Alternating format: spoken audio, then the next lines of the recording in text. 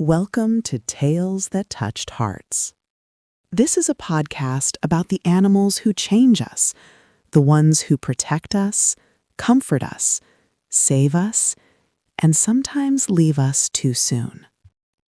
Every story you hear is real and sent in by listeners just like you. If you've ever loved an animal who left paw prints on your heart, you're in the right place. Please subscribe, follow, like, and comment on our videos. Let's begin today's story. Buddy's story, a dog of his own. When you lose a dog, there are two kinds of reactions.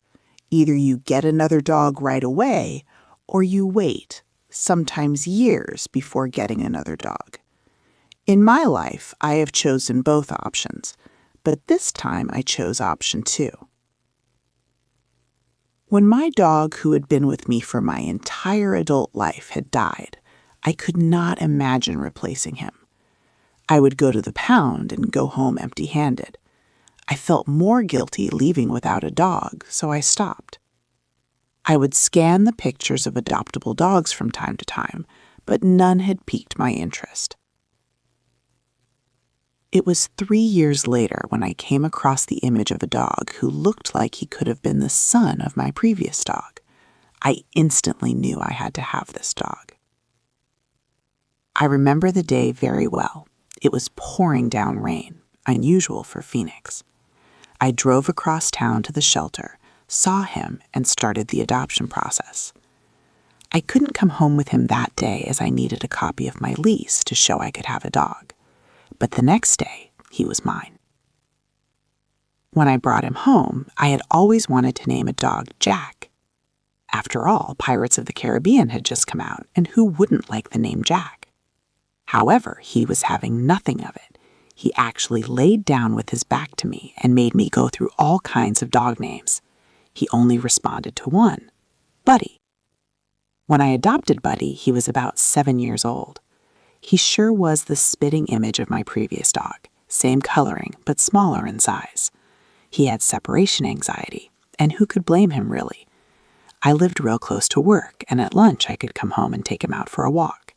He was very friendly and loved everyone. He also liked to wear bandanas and dress up. I made him a cape one year that was orange and blue with an S like Superman, but for Super Buddy. He would wear it on walks proudly. Unfortunately, my phone was stolen at work, and I lost all of my pictures of him with the cape. After several years, he developed congestive heart failure. He collapsed in front of me after I had gotten out of the shower and was getting dressed. He jumped up on the bed, looked at me, and collapsed. I was devastated. His poor heart had given out at 14 years of age. I was there when he passed, so he was not alone, and for that I am grateful. His ashes are in a ceramic container wrapped in one of his favorite bandanas. After he died, I dreamed of him. He was in a parking garage. I have no idea why a parking garage. He was much younger and had a leash that we did not own. His leash was red and this was blue. He told me not to be upset. It was just his time to go, and he was okay. It still hurt that he was gone, but somehow that dream made it a little bit easier. Miss you, Buddy. Thank you for listening to Tales That Touched Hearts. If today's story meant something to you, please consider sharing it with someone who loves animals as much as you do. If you have a story of your own, a heroic dog, a beloved pet, or an angel animal, you're invited to submit it. You can stay anonymous, and photos are optional. You can email us at talesthattouchedhearts@gmail.com.